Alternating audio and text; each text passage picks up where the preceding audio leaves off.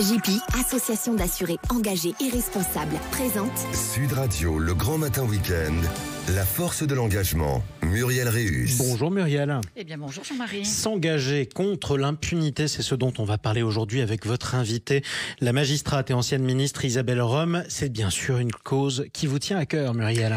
Oui, c'est même un combat essentiel pour briser le continuum de la violence masculine à l'égard des femmes. La violence masculine à l'égard des femmes, c'est un fléau universel, profondément enraciné dans les fondements de notre société, prétendument égalitaire. Plusieurs raisons à cela. Une histoire patriarcale qui a positionné les hommes dans des positions et des rôles de pouvoir et favorisé une culture de domination masculine et de subordination des femmes. Une inégalité d'accès à l'autorité, aux ressources économiques qui a rendu les femmes plus vulnérables à la violence et réduit leur capacité à s'en libérer. Et puis, des stéréotypes de virilité inculqués dès le plus jeune âge à travers l'éducation, les médias, les normes sociales, tout cela contribuant à maintenir ces déséquilibres de pouvoir. Alors, la Convention d'Istanbul a marqué un tournant décisif de la reconnaissance de ces mécanismes clés de la subordination des femmes. Elle a mis en lumière le rôle des attitudes et des croyances qui normalisent ou minimisent la violence à leur égard. Une reconnaissance cruciale qui révèle la nature systémique de la violence fondée sur le genre. C'est dans ce contexte que Françoise L'Héritier, anthropologue de renom, nous rappelle que cette violence n'est pas une fatalité biologique, mais une construction sociale.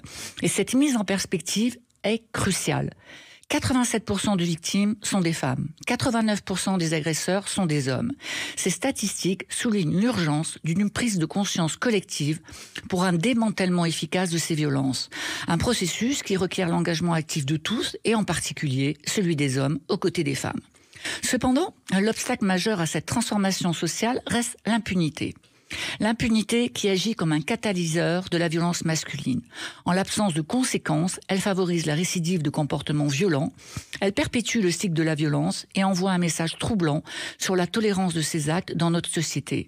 Ce cycle vicieux d'impunité et de violence dissuade les femmes de signaler les abus par peur d'être discréditées ou de voir leurs agresseurs impunis.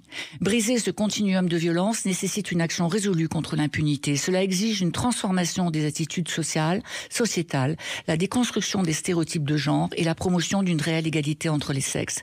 Ce n'est qu'alors que nous pourrons espérer, tous ensemble, éradiquer la violence masculine à l'égard des femmes, car l'impunité envoie un message dangereusement erroné, celui de l'acceptation tacite de la violence. Eh bien, parlons-en et parlons vrai avec votre invitée Isabelle Rome, qui est magistrate, ancienne ministre, et qui publie chez Stock La fin de l'impunité en ce moment. Bienvenue à vous Isabelle Rome, vous êtes l'invitée de Muriel Réus. Merci, bonjour. Bonjour Isabelle. Bonjour Muriel. Alors, vous dites dans ce livre réquisitoire très intéressant, jamais je ne me suis accommodée de la violence envers les femmes, jamais je m'en accommoderai. Alors on sait, on connaît vos fonctions, ex-ministre, magistrat depuis plus de 30 ans, mais ce qui m'intéresse, c'est qu'est-ce qui a conditionné vos premiers et toujours engagements sur cette question ? Alors cet engagement, il est ancien, ça fait plus de 30 ans que je suis magistrate. J'ai occupé toutes les fonctions de juge pénal à l'instruction, à l'application des peines, présidente de correctionnelle, présidente de cour d'assises, et puis bien sûr j'ai été haute fonctionnaire et ministre. Je pense que c'est vraiment au gré de ma pratique de magistrate que je me suis rendu compte de la gravité de ces violences et surtout jusqu'où elles menaient.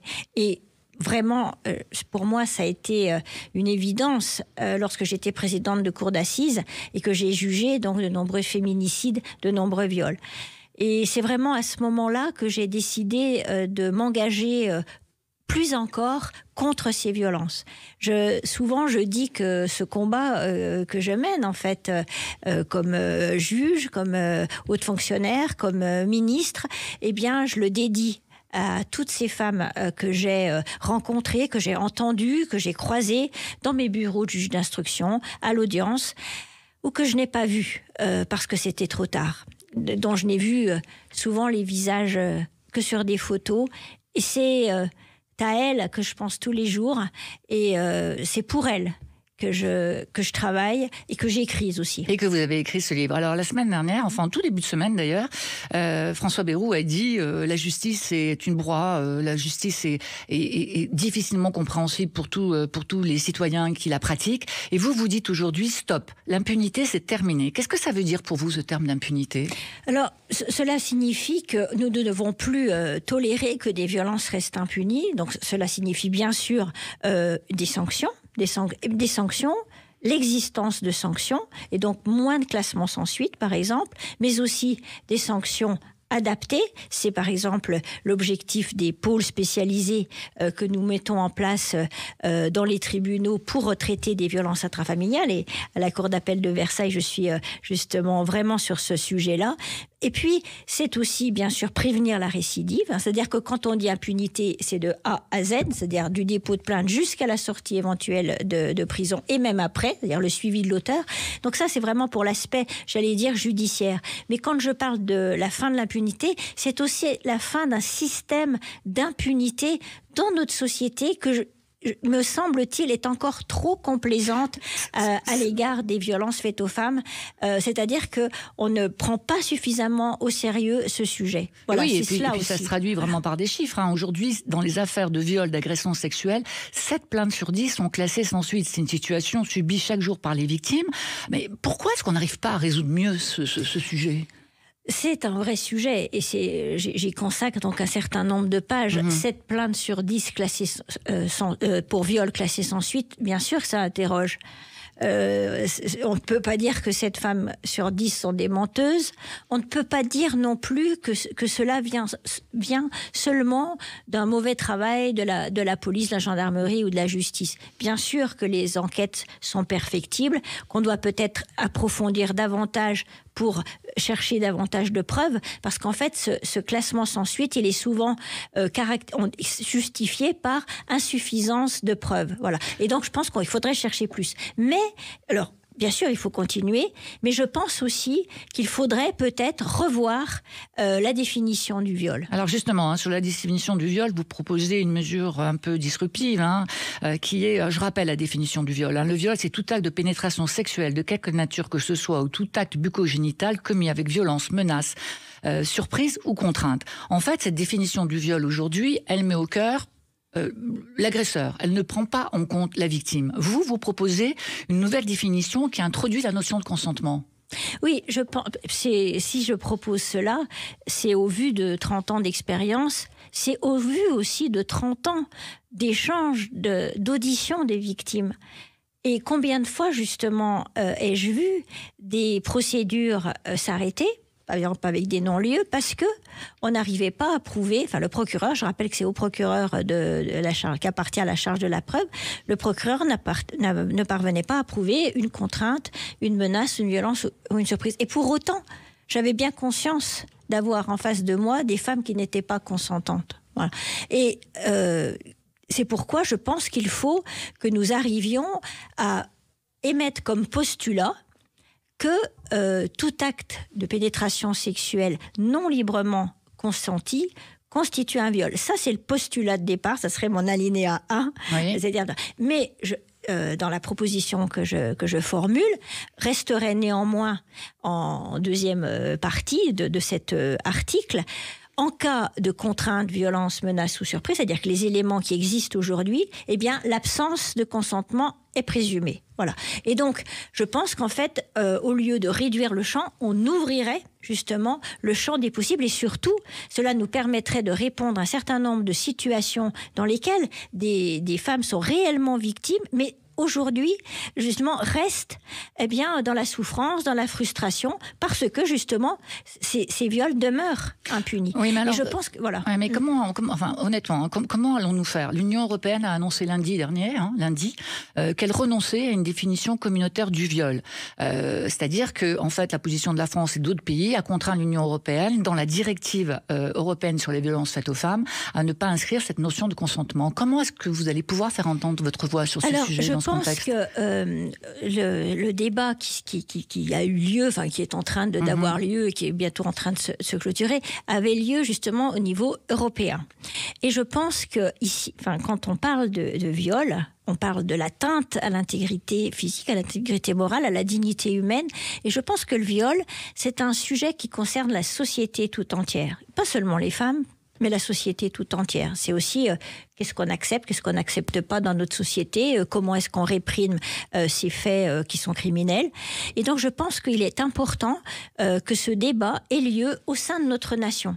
Et je pense que, vous savez, les fondements du droit pénal, c'est de protéger des valeurs, de sanctionner l'atteinte à des valeurs qui sont protégées par notre société. C'est pourquoi moi, je fais cette proposition pour que le sujet soit débattu médiatiquement, sociétalement, et qui puisse avoir lieu, par exemple, au Parlement. Je pense que c'est un très beau sujet qui peut être débattu justement par les parlementaires. Parce qu'il est très inhérent à la mentalité même du peuple français. Chaque peuple ne donne pas ces mêmes réponses. Il y a, chaque année, plus d'une centaine de féminicides en France. Vous proposez aujourd'hui d'introduire la notion de féminicide dans le code pénal. Alors pourquoi cette proposition et qu'est-ce qu'elle peut changer ? Alors, en fait, j'ai évolué d'ailleurs sur cette question, oui. Puisqu'il y a quelques années encore, je pensais que ce n'était pas nécessaire et qu'on avait tout ce qu'il faut, entre guillemets, dans la loi. Or, en fait, c'est faux, parce que d'abord, il n'y a pas de définition légale, ce qui fait que quand on parle de féminicide, on ne parle pas tous des mêmes choses. Si on prend la définition qui est dans le Robert, ou dans le Larousse, dans le dictionnaire, on voit qu'un féminicide, c'est un meurtre d'une fille ou d'une femme commis en raison de son sexe. Voilà. Or, aujourd'hui, dans le langage courant, et surtout, pas seulement dans le langage courant, mais dans la sphère politique, dans la sphère juridique, lorsque on étudie ce que sont les féminicides, on ne vise, et ça c'est depuis 2006 que c'est comme ça, on ne vise que les homicides commis au sein du couple sur les femmes. Depuis 2006, on décompte justement ces fameux homicides sur des femmes commis au sein du couple. Et ce sont ces homicides-là qu'on regarde, qu'on examine, qu'on essaye de prévenir. Or, en fait, on ne peut pas réduire les meurtres de femmes au seul meurtre commis au sein du couple. Donc, je pense que c'est important qu'on s'entende sur ce qu'est un féminicide. Les Belges, par exemple, ont reconnu cette notion dans leur loi Stop Féminicide de juin 2023, en apportant des définitions, des distinctions. Par exemple, le féminicide intime, c'est le meurtre au sein du couple, mais il peut y avoir un féminicide non intime, c'est-à-dire commis sur une femme parce qu'elle est femme. Et puis, il y avoir aussi des féminicides indirects, par exemple, suite à des mutilations sexuelles. Enfin, à nous, c'est pareil. Donc, une reconnaissance. Mais c'est important. Parce que pour bien traiter les choses, il faut bien les nommer. Et donc, si on veut aussi prévenir ces féminicides, eh bien, il faut qu'on sache de quoi on parle et qu'on examine certes les meurtres commis au sein du couple, mais aussi tous les autres meurtres de femmes. Et c'est aussi une manière de reconnaître l'existence de cette violence aussi structurelle que vous avez fort bien rappelé dans votre édito de la société à l'égard des femmes. Le féminicide, ce n'est pas un crime forcément individuel, c'est un crime qui est aussi un crime de masse dans la mesure où il peut toucher la moitié de l'humanité. Alors le 8 mars 2023, en Conseil des ministres, vous avez présenté le plan Toutes et tous égaux. Dans ce plan, il y avait 2 mesures très importantes, enfin il y en avait beaucoup, mais ces 2 mesures étaient importantes pour la majorité des victimes. C'était l'aggravation de la peine encourue pour viol en cas de viol sériel, notamment après l'affaire PPDA, qui a été un exemple en la matière, et l'allongement des délais de prescription en cas de nouveaux crimes ou de délits sexuels commis par le même agresseur. Ces 2 mesures fondamentales sont toujours en cours d'expertise par le ministère de la Justice, alors qu'elles ont été présentées en Conseil des ministres, donc validées par la Première ministre. Pourquoi ces mesures n'avancent-elles pas aujourd'hui ? Que devons-nous faire ? Aller directement voir les parlementaires ? Alors, moi, je n'ai pas forcément la réponse. Ce que je sais, c'est que c'était des mesures qui paraissent donc extrêmement utiles. La répression des viols sériels, c'est pour pouvoir condamner davantage les violeurs lorsqu'ils ont plusieurs victimes. Et puis, l'autre aspect que vous avez indiqué concerne donc cet élargissement du délai de prescription, c'est-à-dire qu'aujourd'hui, depuis la loi de 2021, on a permis d'ouvrir de nouveau des faits normalement prescrits lorsque des crimes sexuels étaient commis sur des mineurs et donc que ces crimes-là ne sont pas prescrits. Et donc, ça permet de reprendre les faits prescrits. Et donc, la proposition, et donc ce qui est acté dans le plan Toutes et tous égaux, eh bien, c'est que cet élargissement de prescription puisse aussi concerner des crimes sexuels commis sur des majeurs. Et effectivement, ce sont des mesures qui ont été actées dans le plan Toutes et tous égaux. Il était bien noté qu'elles devaient être encore expertisées par le ministère de la Justice. Je pense que nous devrions ne pas tarder à avoir les conclusions de cette expertise. Écoutez, on l'espère et on croise les doigts. Alors bien évidemment, le temps passe très très vite. Avec vous, les sujets sont extrêmement nombreux. S'attaquer à l'impunité, c'est s'attaquer au fondement de la violence, au mécanisme de sa construction et de sa persistance. Il faut vraiment lire le livre d'Isabelle Rome, La fin de l'impunité aux éditions Stock. Merci beaucoup Isabelle. Merci Muriel Réus. Et je rappelle que vous êtes ancienne ministre et toujours magistrate, bien entendu. À très bientôt sur Sud Radio et à dimanche prochain, Muriel Réus. À dimanche, Jean-Marie. Sud Radio, le grand matin week-end, la force de l'engagement, Muriel Réus. Avec AGP, association d'assurés engagés et responsables.